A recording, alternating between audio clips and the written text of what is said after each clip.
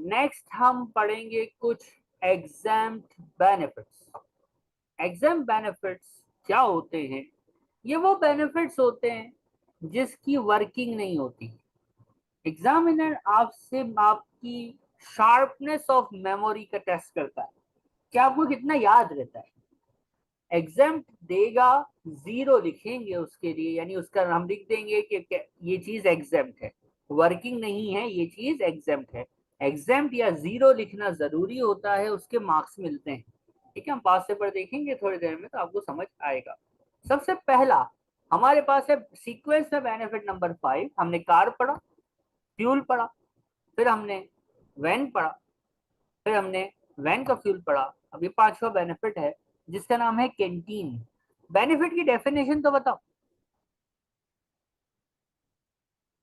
किसको बोलते हैं benefit? Employer they free, employ को दे एम्प्लॉयर कोई चीज फ्री, उसको कहते हैं बेनिफिट। राइट और रॉन्ग? जी। खाना, कैंटीन। यार एम्प्लॉय को भूख तो लगती होगी, बेचारे को इतनी मेहनत कराते हैं आप लोग गरीबों से। तो जब बंदा काम करता है, भूख लगती है, खाना खाना होता है, तो बाहर जाके खाना खाता है तो उसके लगते हैं पैसे। अगर ऑफिस में फ्री में खाना मिले तो कितना मजा है।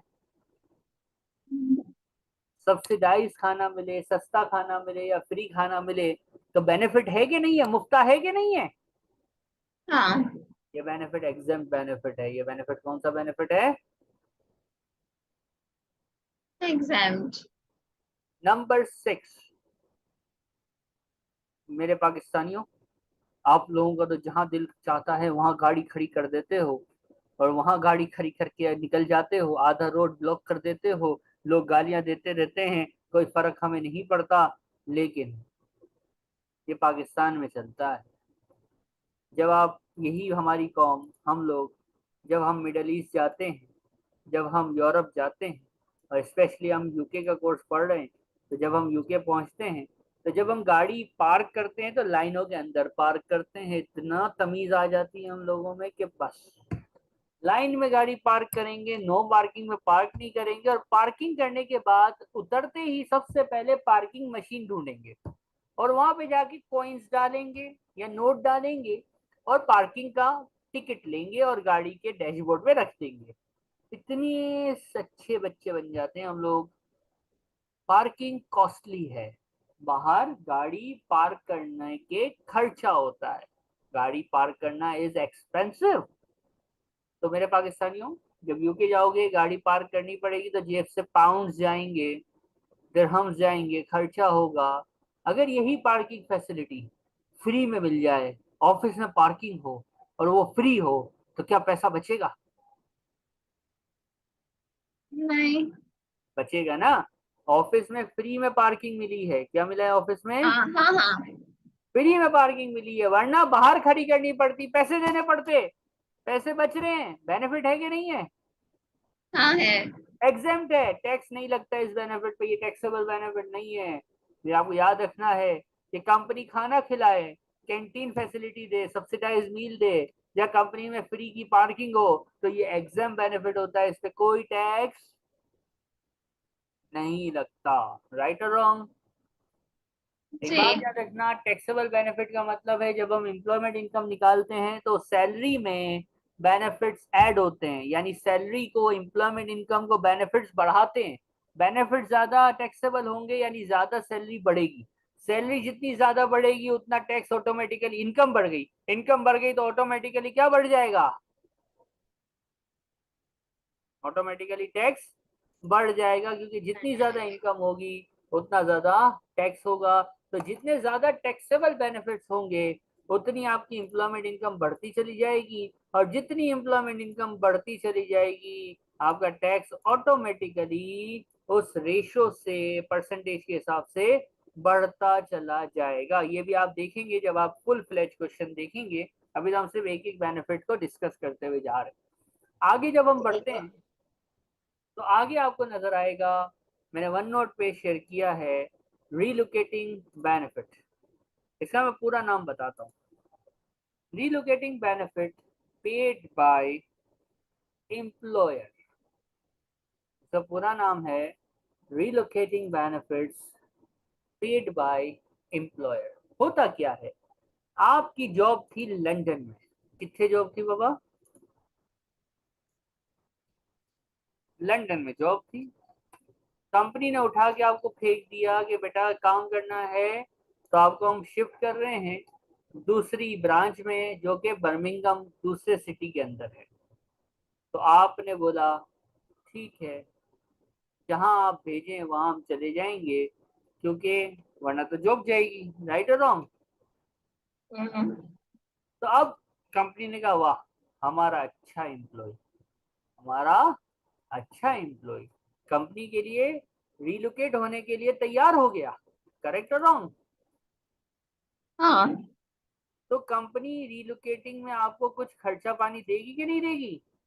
क्या अपनी जेब से रिलोकेशन का खर्चा बर्दाश्त करोगे? देगी। देगी। तो कंपनी अगर रिलोकेशन का खर्चा पे करती है तो इसको कहते हैं रिलोकेटिंग बेनिफिट्स। क्या कहते हैं? रिलोकेटिंग। Relocating benefits.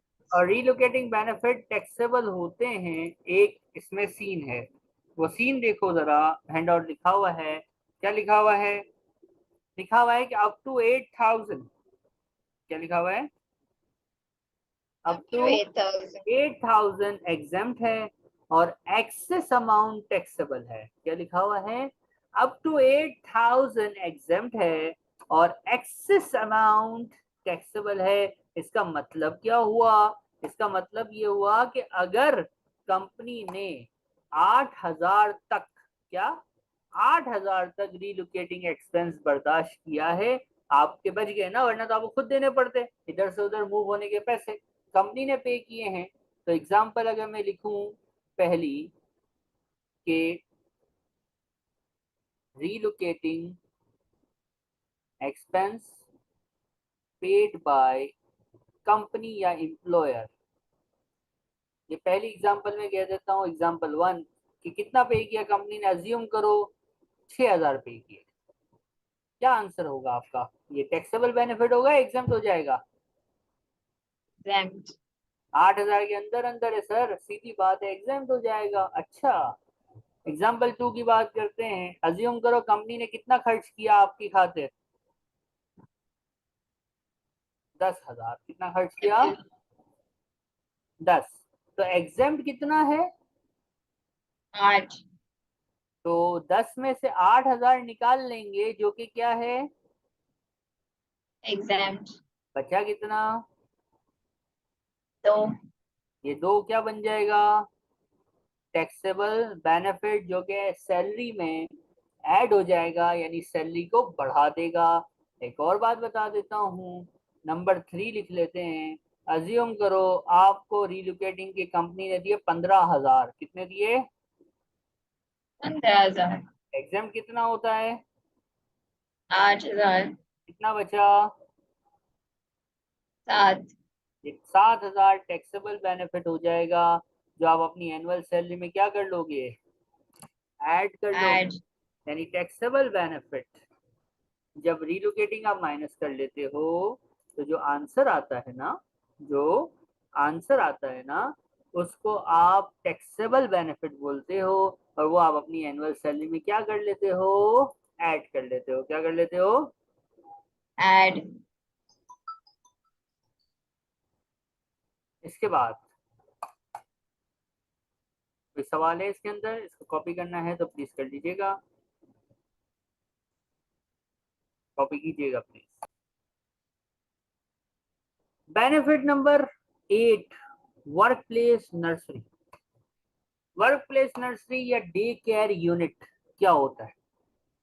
बात समझना। देखो, यूके थोड़ा सा अजीब मुल्क है। वहां पे शादी होती है, बच्चे होते हैं, बीवी भाग अलग हो जाती है, शोहर अलग हो जाते हैं, बच्चे जो है वो किसी एक के पास आ जाते हैं। अब वो बच्चे संभालेगा कि नौकरी पे जाएगा, सवाल है ना। तो बच्चों को कहाँ रखें? अगर बच्चों को घर में छोड़ के जाते हैं तो घर में आपको मेड रखनी पड़ेगी, जिसको नैनी बोलते हैं। वो नैनी आएंगी और पैसे लेंगी बच्चे संभालने के लिए। या फिर आप बच्चों को किसी चाइल्ड केयर यूनिट में ड्रॉप करें सुबह और ऑफिस चले जाएं, और ऑफिस की छुट्टी में बच्चों को लेके घर आ जाएं। चाइल्ड केयर यूनिट ये भी आपसे खर्चा लेगा, पैसे लेगा। दोनों केसेस में एम्प्लॉय का जेब हल्का होगा, यानी उसका नुकसान होगा, उसका एक्सपेंस होगा। राइट और रॉन्ग? जी। कंपनी एम्प्लॉयर सेठ ने बोला, मेरा एम्प्लॉय, मेरा अजीम एम्प्लॉय मेरे लिए इतनी मेहनत करता है, तेरे बच्चे हम संभालेंगे। अच्छा, कैसे संभालेंगे? तो टाइम पे ऑफिस आ। ऑफिस में हमने एक रूम बनाया है, एक हॉल बनाया है, उसमें 2 नैनीज हैं, खिलौने हैं, बच्चे हैं। अपने बच्चे ऑफिस में, नर्सरी बनी हुई है, वर्क प्लेस नर्सरी, वहां छोड़ दो। फिर ऑफिस में काम करो, काम करो, काम करो, लंच टाइम में बच्चों के साथ खेलो, फिर काम करो, खैम करो, खैम करो, और 5 बजे घर निकल लो। Work place nursery. पैसा बचा कि नहीं बचा? हाँ। वरना बाहर किसी नैनी को रखना पड़ता, या बाहर किसी ही बच्चे छोड़ के आने पड़ते किसी और के पास, खर्चा होता। खर्चा बच रहा है, खर्चा बचना इज बेनिफिट, और टैक्स कहता है इस तरह का बेनिफिट। वर्क प्लेस नर्सरी का बेनिफिट टोटली एग्जाम्प्ट है, टोटली, इसकी कोई वर्किंग नहीं करेंगे, ये एक एग्जाम बेनिफिट होता है। Any questions? सही है। फिर हमारे पास नेक्स्ट बेनिफिट आएगा, बेनिफिशियल लोन।